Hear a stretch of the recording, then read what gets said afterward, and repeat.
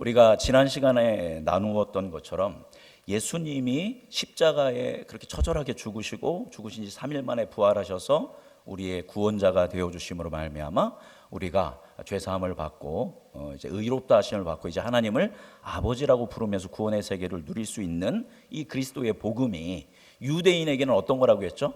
거리끼는 것이고 이방인에게는 어떻게 보인다? 미련해 보인다라고 이야기 말씀드렸습니다. 그럼에도 불구하고 비시디의 안디옥의 콧대 높은 헬라인들이 반역죄로 십자가에 수치스럽게 죽인 무명의 유대인 예수를 구주로 어떻게 했습니까? 믿었다라는 겁니다. 기쁘게 찬양하며 감사함으로 예수님을 구주로 받아들였습니다. 이것이 어떻게 가능했다고 했죠? 바로 그들이 하나님께서 이들에게 예수 그리스도 안에서 영생을 주시기로 뭐 하셨기 때문에? 작정해 주셨기 때문이다 라고 말씀드렸습니다. 사도 바울은 원래 예수 믿는 사람을 이제 괴롭히던 사람이었는데 그 역시 예수님께서 하나님께서 장세전에 선택하시고 그 기쁘신 뜻대로 그를 예정하시고 작정하셨기 때문에 그러니까 예수를 믿고 예수를 증거하는 사람이 되었기 때문에 그 사람은 확실한 것입니다. 믿는 자에게 이 십자가의 도는 예수 그리스도는 구원을 주시는 뭐의 능력이다? 하나님의 능력이라는 것을 알고 아주 강하고 담대하게 확신을 가지고 자부심을 가지고 복음을 강력하게 증언했고, 그랬을 때 많은 사람들이 예수께로 돌아오는 일들이 일어났다. 그래서 그 지역에 말씀이 두루 퍼지는 부흥의 세계가 있었다라는 말씀 나눴습니다. 우리도 마찬가지라는 겁니다. 여러분 지금 여기에 앉아 계신 것, 그죠? 뭐 여러 가지 상황입니다. 저마다 상황은 다르지만 우리가 여기에 앉아 있을 수 있는 것은 창세 전에 하나님께서 여러분을 뭐 하셨다고요? 선택하셨고, 그죠? 그의 기쁘신 뜻대로 여러분을 뭐 했다? 예정하셨습니다. 여러분에게 무엇을 주시기로 작정하신 거예요? 영생을 주시기로, 구원을 주시기로 작정하셨다라는 것입니다. 따라서 우리도 사도 바울처럼 이 진리에 대해서 기뻐하면서 은혜의 영광을 찬송하는 삶, 예수님을 증언하는 삶을 사는 저와 여러분이 되기를 주님의 이름으로 축복합니다. 이렇게 사도 바울이 여러 가지 방해와 어려움에도 불구하고 강력하게 복음을 증언하니까 복음이 비시디 안디옥에 계속적으로 확장합니다. 이걸 누가 막아야 돼요? 유대인들은 막아야 하는 겁니다. 계속 막아야 하는데 막을 수가 있습니까? 없습니까? 이 복음을 막을 수가 없었던 것입니다. 그래서 이게 불가능하다라는 것을 깨닫고 이 유대인들이 꼼수를 쓰게 됩니다. 우리 50절 말씀 같이 읽어보겠습니다. 50절 읽어볼까요? 이에 유대인들이 바울과 바나바를 박해하게 하여 그 지역에서 쫓아내니, 이들이 쓴 꼼수는 뭐냐면 진리로 대결해서 예수는 메시아가 아니다라는 것을 신학적으로 말씀으로 밝히는 게 아니라 뭐를 했대요? 시내의 유력자들, 그러니까 비시디의 안디옥에 있는 그 유대인이 아닌, 그죠? 이제 이방의 헬라의 정치 지도자와 유력자들을, 그리고 그들의 아내를 선동하여서 바나바와 바울을 박해하게 했다라는 것입니다. 뭐 했다고요? 선동했다라는 겁니다. 선동. 여러분, 선동이 무슨 뜻입니까? 주일학교에서도 똑같은 설교하는데 제가 그렇게 얘기했거든요. 선혁이도 알고 선우도 아는데 선동이는 누구냐? 제가 주일학교 애들한테 그렇게 하면서 설명을 했습니다. 여러분, 선동하다, 선동은 무엇입니까? 한번 사진 띄워주시겠어요? 선동하면 떠오르는 사람이 바로 두 사람입니다. 이쪽에 있는 사람 누구냐면 세계 2차 대전을 일으킨 히틀러고, 유대인을 자그마치 몇 명을 죽였어요? 600만 명을 죽였습니다. 그리고 왼쪽에 있는 사람 누구냐면 괴벨스라는 사람입니다. 괴벨스는 뭐냐면 히틀러가 이제 그 연설을 한다든가 뭐 라디오라든가 TV 영상을 찍을 때 그 모든 것들을 기획했던 사람이 저 괴벨스라는 사람입니다. 저 사람들이 어느 나라 사람들이에요? 독일 사람들입니다. 여러분, 독일이 세계 2차 대전을 일으켜서 유대인을 600만 명 죽였어요. 자, 여러분, 독일이 국교가 뭘까요? 기독교입니다. 기독교. 하나님을 믿는 나라인데 종교개혁이 일어난 나라가 바로 독일입니다. 그리고 독일 사람들 굉장히 윤리적이고 굉장히 말씀대로 사는 사람들이고 선한 사람이고 거룩한 영향력을 흘러보내는 사람들입니다. 제가 존경하는 보네퍼 목사님도 이 독일 사람입니다. 그런데 기독교인이고 말씀을 따라 사는 사람들이 유대인을 몇 명이나 죽였어요? 600만 명. 유대인만 죽인 게 아니라 집시도 죽이고 장애인도 죽이고 다 죽였어요. 어떻게 예수를 믿고 국교가 기독교인 나라에서 독일에서 어떻게 이런 일이 일어날 수 있었을까요? 왜냐하면 저 히틀러와 괴벨스가 뭐를 했을까요? 선동을 했기 때문입니다. 자, 그 다음 슬라이드. 자, 선동. 위에 보면 개인 또는 집단을 모함으로 부추김으로 인해서 특정 단체가 원하는 일이나 행동에 나서도록 하는 행위를 얘기하는 겁니다. 그러니까 어떤 특정 단체가 어떤 일을 하고 싶어요. 그래가지고 주위에 있는 사람들을 계속 뭐 하는 겁니까? 부추기는 것입니다. 밑에 보면 선동은 주로 어떤 정보를 조작하냐면 부정적인 정보를 조작합니다. 그래서 이익을 얻으려고 벌이는 선전을 나타내는 말. 그래서 선전, 선동, 선동, 선전 이렇게 이야기를 하는 것입니다. 그러니까 뭐 간단하게 얘기를 든다면 독일이 어려움과 위기 가운데 있는데 우리가 지금 어려운데 우리가 나라를 살려야 하는데 그때의 돈줄을 독일의 돈줄을 누가 많이 쥐고 있었어요? 유대인들이. 그러니까 유태인들이 이스라엘 사람들이 독일의 돈줄을 다 잡고 있었습니다. 이제 그게 풀려야 어떻게든 하는데 이 유대인들이 있으니까 그걸 뭐 하고 싶은 거예요? 히틀러는 뺏고 싶은 겁니다. 그래서 그가 우리가 지금 이렇게 못 살고 어려운 게 누구 때문이다? 저 유태인 때문이다. 그리고 우리는 아리안족 속으로 저 유태인보다 훨씬 우월한 종족이기 때문에 우리가 저들을 함부로 대해도 된다 안 된다? 된다라는 것입니다. 그리고 이 사람들 종교가 뭐라고 했죠? 기독교입니다. 근데 유태인들 누구를 죽인 민족이에요?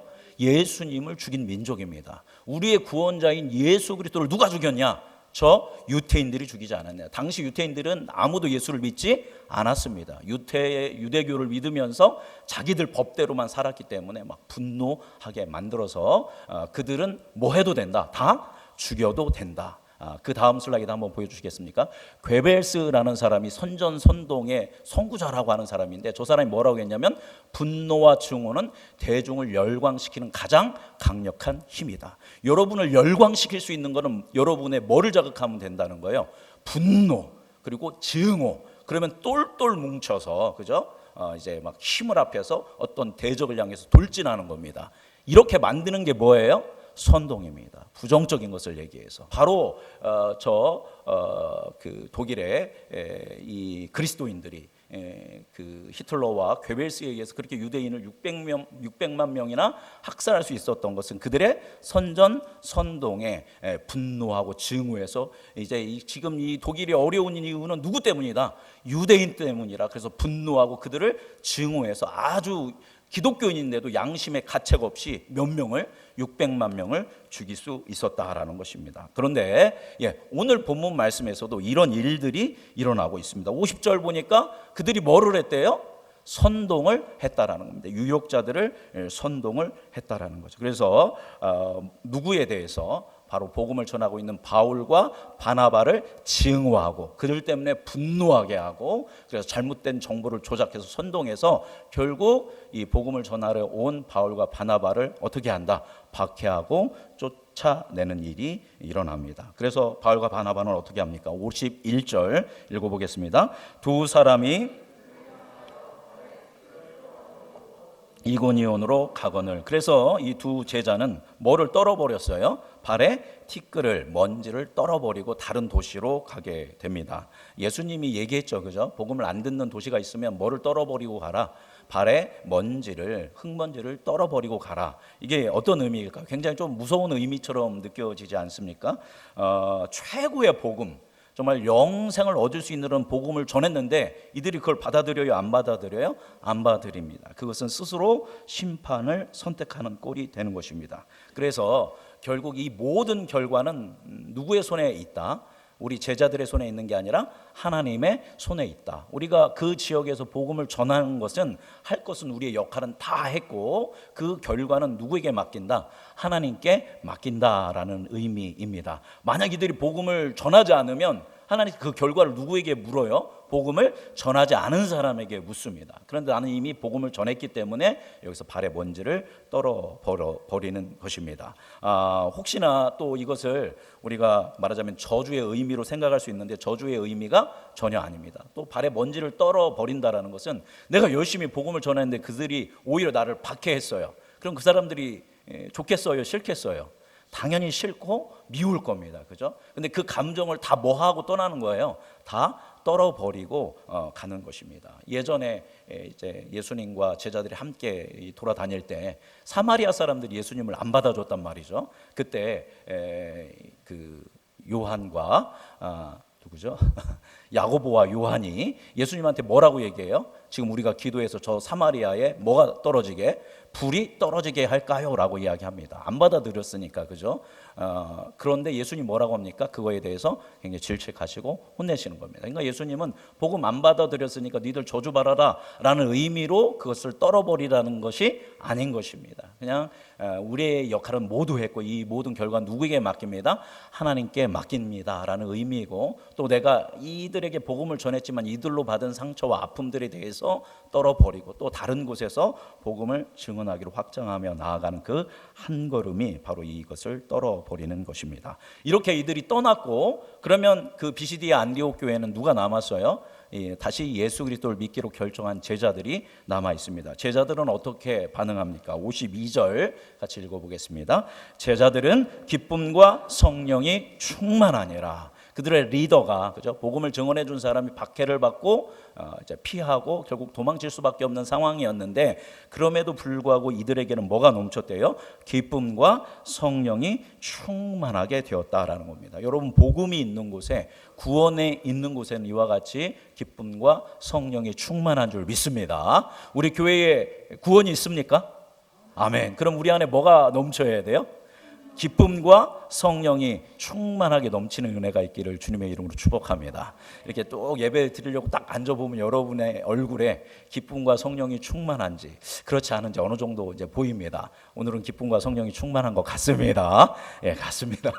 예, 이와 같이 이 제자들이 리더가 떠났지만 그렇게 박해받고 떠났고, 이들은 이제 또 뭐를 받아야 돼요? 또 박해를 받아야 하지만 그럼에도 불구하고 주님이 주신 구원으로 말미암아 기뻐하며 성령의 충만한 가운데에서 비시디아 안디옥 교회를 건강하게 세워가게 됩니다. 비록 많은 방해가 있고 쫓겨났지만 수많은 사람들이, 복음을 듣지 못했던 수많은 사람들이 예수님에 대한 기쁜 소식을 듣고 예수님을 믿음으로 말미암아 구원을 받고 그 진리를 따라 살아가는 제자들이 생겼다라는 것은 참으로 어떤 소식이에요? 기쁜 소식이 된다라는 것입니다. 자, 이후 바울과 바나바는 그곳에서 쫓겨나서 비시디아 안디옥에서 이고니온이라는 곳으로 이동하게 됩니다.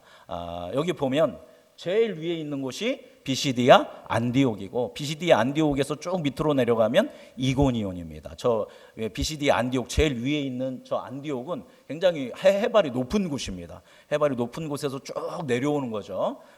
저 키로수가 몇 킬로냐면 160km입니다. 160km를 쭉 걸어서 바울과 바나바가 내려오면서 전도 여행을 쭉 하는데, 이제 대지가 펼쳐지고 농경지가 시작되는 곳이 이제 이고니온입니다. 그래서 이고니온에 도착해서 이제 그들이 무엇을 했을까요? 저 이고니온에 도착하자마자 바울과 바나바는 무엇을 했을까요? 우리 1절 말씀, 14장 1절 말씀 읽어보겠습니다. 이에 이고니온에서 유대와 헬라의 허다한 무리가 믿더라. 그 160km를 걸어와서 그곳에서 그들이 박해를 받고 떠나왔는데, 그들이 가장 먼저 한 건 뭐를 전했어요? 회당에 들어가서 마땅히 복음을 들어야 할 사람은 누구예요? 우리를 고통스럽게 했던 그 유대인이지만 이곳에서도 누구한테 가장 먼저 다가가냐면 유대인, 가장 가까운 사람에게 다가가서 복음을 증언합니다. 이것은 수많은 박해와 아픔이 있었지만 그들의 복음에 대한 열정, 영혼을 구원하기 위한 구령의 열정을 전혀 꺾지 못했던 것입니다. 그래서 그들에게 복음을 전했더니 결과적으로 어떻게 됩니까? 유다와 헬라의 어떠한 무리가?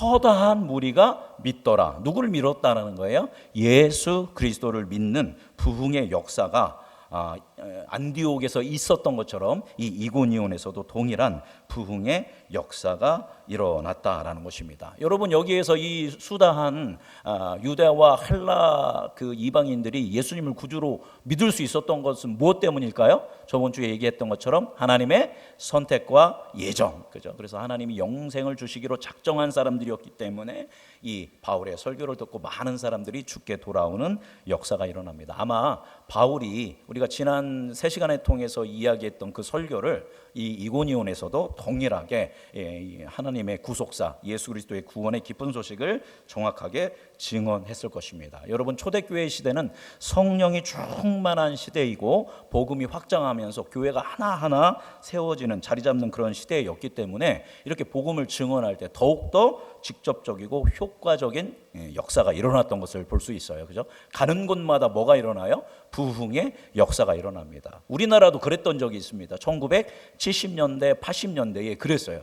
교회만 세워놓으면 그 교회가 다 뭐 했냐면 부흥하는 그런 역사들이 일어났다라는 겁니다. 이제 성령의 역사가 있었고 이제 교회가 자리 잡는 시대였기 때문에 그런 더 강력한 역사들이 일어났던 것으로 보입니다. 초대교회도 그랬고 우리나라도 그렇고, 그리고 지금도 그런 일들을 분명하게 주님께서 행하실 줄 믿습니다.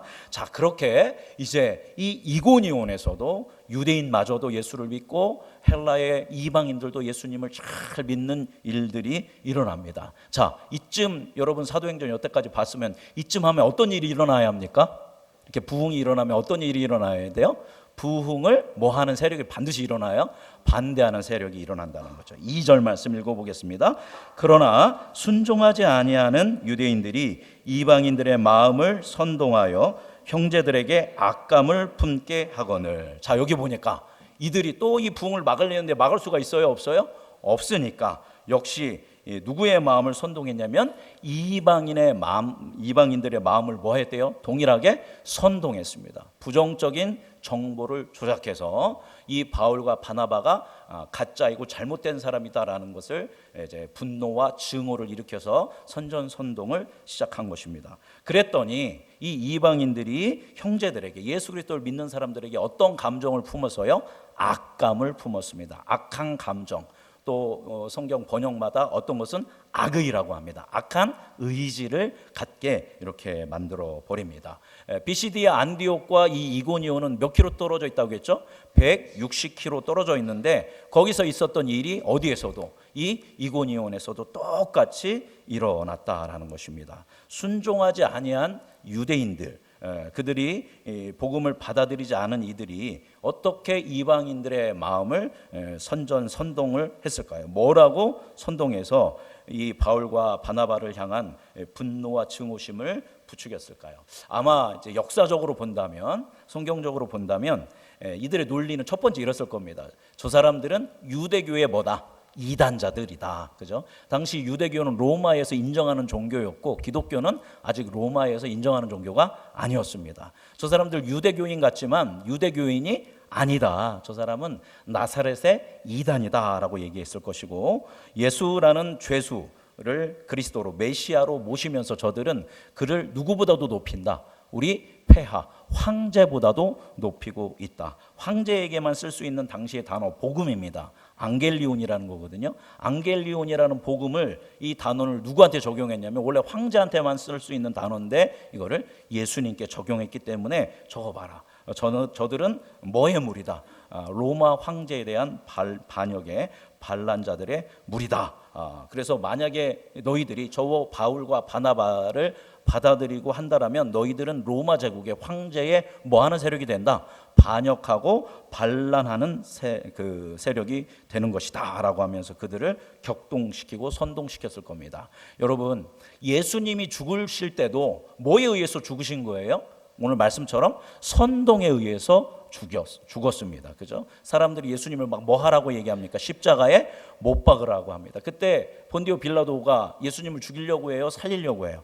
요한복음을 보면 어떻게든 살리려고 합니다. 막 그래서 이렇게 저렇게 막 노력을 합니다. 채찍에 맞으신 이유도 채찍에 때려서 뭐 하려고 했어요? 빌라도는 풀어주려고 채찍을 때린 거거든요.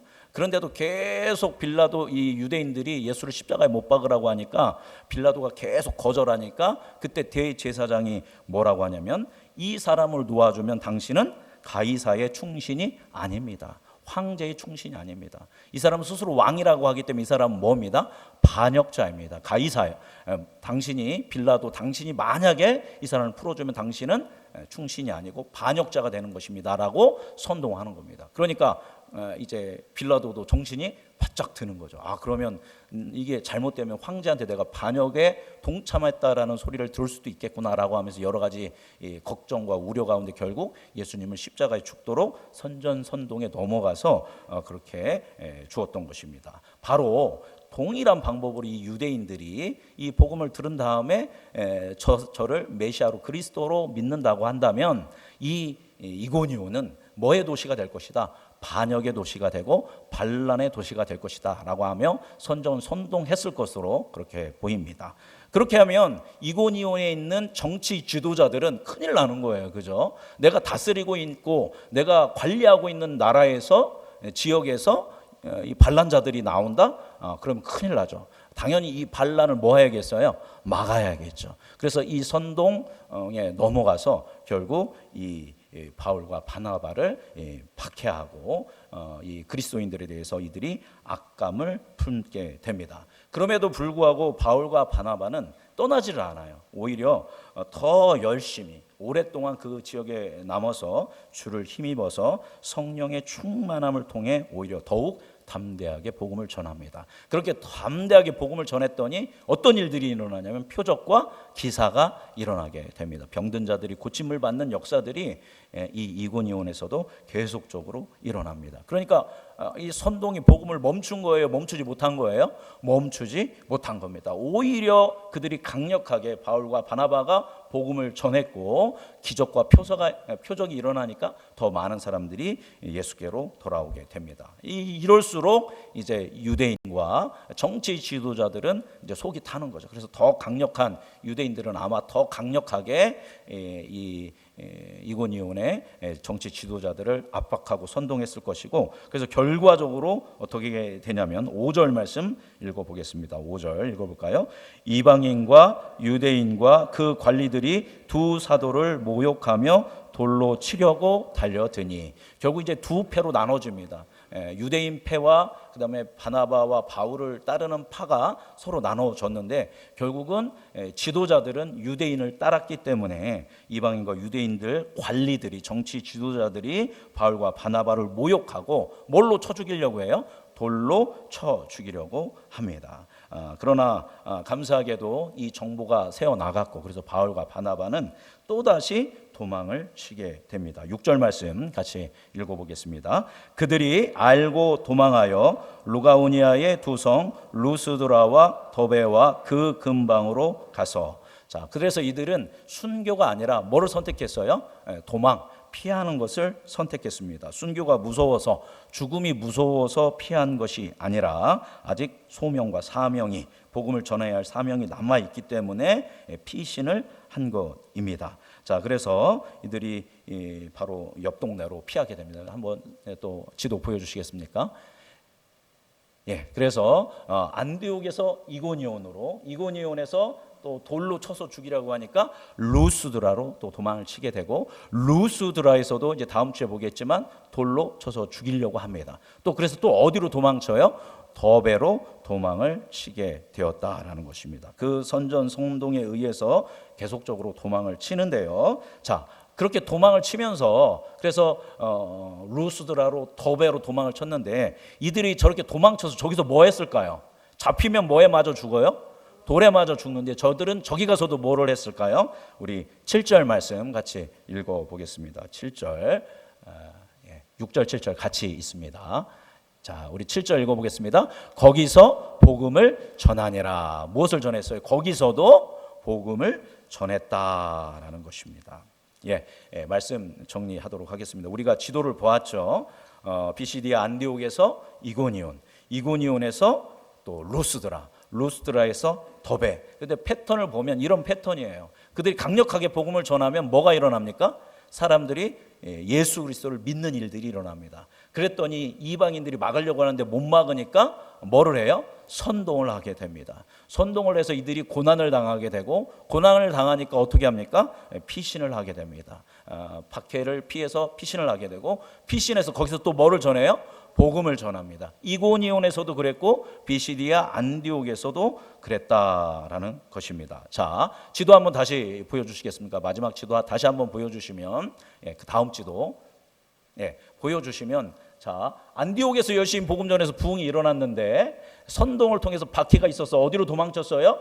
이고니온으로 도망쳤습니다. 이고니온에서 복음을 전했더니 뭐가 있었어요? 부흥이 있었어요. 그랬더니 선동을 했어요. 박해가 있어서 돌로 쳐서 죽이려고 하니까 어디로 도망쳤어요? 루스드라로 도망쳤습니다. 루스드라에서도 동일하게 어디로 도망쳤어요? 더베로 도망을 쳤습니다. 계속 선동, 복음 선동 이렇게 대결이 일어나고 있습니다. 자, 그러면 질문 던지겠습니다, 여러분. 복음이 이기고 있습니까? 선동이 이기고 있습니까, 지금? 생명의 복음이 이기고 있는가? 아니면 분노와 증오의 선동이 이기고 있는가? 생명의 복음이 이기고 있는가? 저 그림상으로 보면 누가 이기고 있는 거예요? 선동이 이기고 있는 거죠. 그죠? 왜냐하면 안디옥에서 뭐 했어요? 쫓겨났잖아요. 그죠? 그 다음에 쫓겨나서 어디로 갔어요? 이고니온으로 갔잖아요. 이고니온에서 또 선동 때문에 또 뭐 해요? 쫓겨나서 도망쳐서 어디로 가요? 루스드라로 가잖아요. 루스드라에서 또 선동이 일어나서 또 어디로 도망가요? 더베로 도망가지 않습니까? 그럼 누가 이긴 거예요? 맨날 저는 이런 식으로 질문을 던지죠. 그림으로 봐서는 누가 이기냐면 유대인의 선동이 이긴 거예요. 발을 못 붙이도록 계속 쫓아낸 것으로 우리가 보여질 수 있다라는 것입니다. 자, 그러나 좀 더 넓은 거시적 관점으로 본다면 선동이 이긴 게 아니라 누가 이긴 것이에요? 복음이 이긴 것이다라는 것입니다. 저 안디옥, 이고니온, 루스드라, 더베에 예수님을 아는 사람들이 있었어요? 없었어요? 전혀 없었습니다. 근데 저 도시에 예수님을 아는 것이 아니라 예수님을 믿고 따르고 예수님의 뜻대로 살아가는 누가 생겼어요? 제자들이 생겼다라는 겁니다. 그리고 그 제자들이 모인 것을 뭐라고 부릅니까? 교회라고 부른 것입니다. 그래서 안디옥 교회, 이고니온 교회, 루스드로 교회, 더베 교회가 형성되어졌다라는 것입니다. 이제 바울이 저게 1차 전도 여행인데요. 1차 전도 여행을 끝난 다음에 이제 내가 전도 여행한 사람들한테 믿음을 잘 지키고 선동에 넘어가지 말고 복음으로 잘 살아야 한다라고 쓴 책이 있습니다. 그 성경책이 뭘까요? 무슨 서일까요? 여기 보면 제일 위에 굵은 글씨 회색으로 보이세요? 갈라디아서입니다. 바로 저 이고니온, 루스드라, 더베가 무슨 교회예요? 갈라디아 교회입니다. 그래서 성경에서 바울이 쓴 최초의 서신서가 갈라디아서인데 바로 저 갈라디아서는 이고니온, 루스드라, 더베, 안디옥, 물론 안디옥은 좀 다른 지역이지만 저 교회들이 쓴 서신서가 최초의 바울 서신인 바로 갈라디아서가 된다라는 것입니다. 저곳에 수많은 사람들이 고통 가운데 있었습니다. 이고니온의, 루스드라의, 더베의 수많은 노예들과 인권이 유린당하고 있던 여인들과 어린이들, 힘이 없는 사람들이 누구의 복음을 듣고? 예수 그리스도의 복음을 듣고 힘과 위로와 소망을 갖고 복음을 믿음으로 받아들여서 구원을 받는 역사가 일어났다라는 겁니다. 그래서 저 도시에 뭐가 일어났냐면 앞서 이야기한 것처럼 사도들은 떠났지만, 그죠? 두 사도는 떠났지만 거기에 뭐가 충만했다고 했죠? 기쁨과 성령이 충만했다라는 것입니다. 저걸 통해서 우리가 알 수 있는 것은 분노와 증오로 사람들을 선동해서 막아서는 어떤 그런 선동이 절대로 뭐를 이길 수 없다? 복음을 이길 수 없다라는 것입니다. 여러분, 선동은 복음을 이길 수 없고 거짓은 진실을 이길 수 없고 비진리는 진리를 이길 수 없는 줄 믿습니다. 우리가 바울과 바나바처럼 복음을 전할 때 분명하게 두 세력으로 나눠질 겁니다. 어떤 사람들은 있는 그대로 말씀을 받아들이는 이들이 있을 것이고, 어떤 이들은 말씀을 들으면서 그것에 대한 거부감과 그리고 그것에 대한 그것은 너무나도 어리석다라는 생각을 하고 그것이 심하면 그것을 증오하게 되고 분노하게 되고 선동하여서 복음을 전하는 사람들을 무시하고 함부로 대하는 일들을 누가 겪을 수 있어요? 여러분이 전도하면 여러분이 그것을 겪을 수 있다라는 겁니다.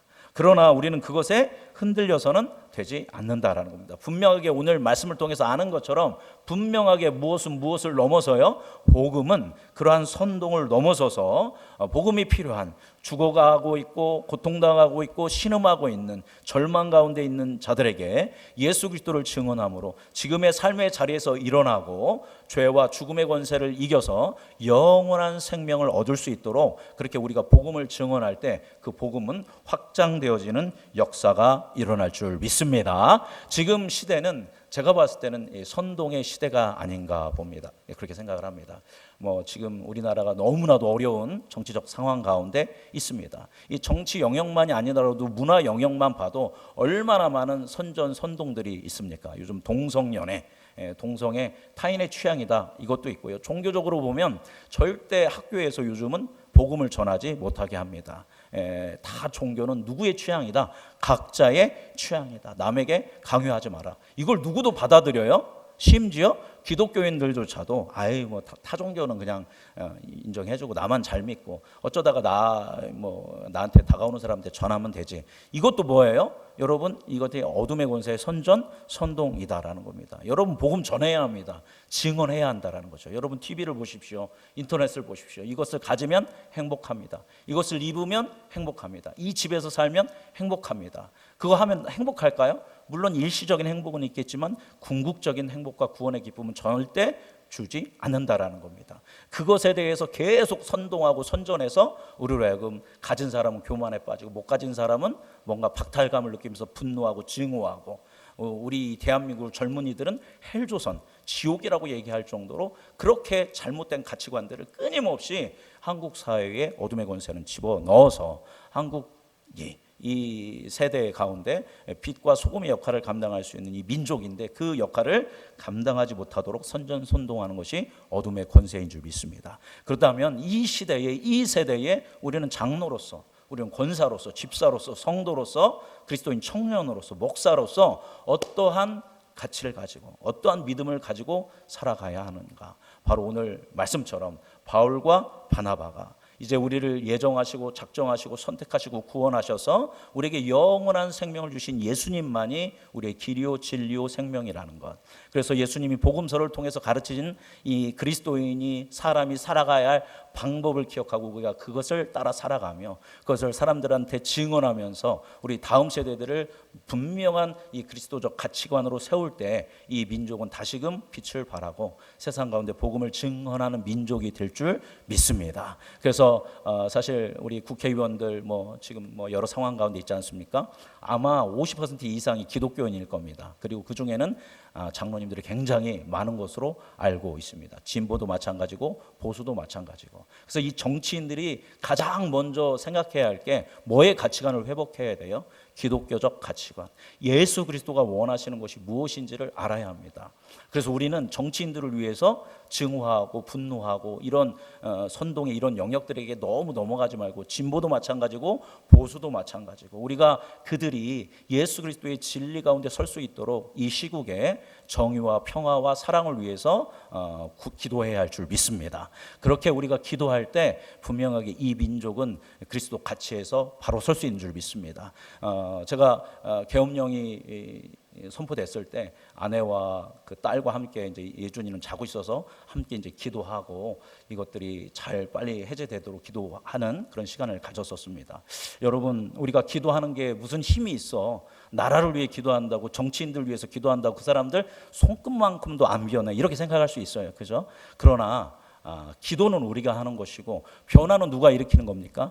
성령께서, 하나님께서 일으키시는 것인 줄 믿습니다. 그래서 나 개인, 우리 가정, 우리 지역, 우리 교회, 이 민족과 열방 가운데에 이 모든 그리스도인들이 선전선동에 의해서 좌지우지되는 것이 아니라 오직 예수 그리스도를 바라보며 예수로 충만하며 구원자 되신 예수 그리스도를 따라감으로 인하여 이 세계 가운데에 하나님의 나라를 세워가는 우리 모두가 되시기를 주님의 이름으로 축복합니다.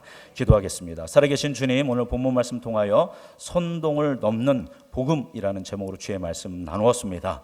증오와 분노와 여러 가지 방법으로 우리로 하여금 예수님이 아닌 세상을 보게 하고 세상의 가치를 따르게 하는 그런 모든 선전선동의 영역에 우리가 넘어가지 않게 하여 주시고, 오직 기독교적 가치관, 예수 그리스도를 따라서 예수 그리스도를 닮아가며 예수 그리스도의 뜻대로 삶의 방식을 살아감으로 인하여 그 예수 그리스도를 증언하며 증거하며 의를 세우는 삶을 사는 우리 모든 성도님들 되도록 인도하여 주옵소서. 우리를 그렇게 이끄실 사랑이 많으신 예수님의 이름으로 감사하며 기도드립니다. 아멘. 우리 다 함께 일어나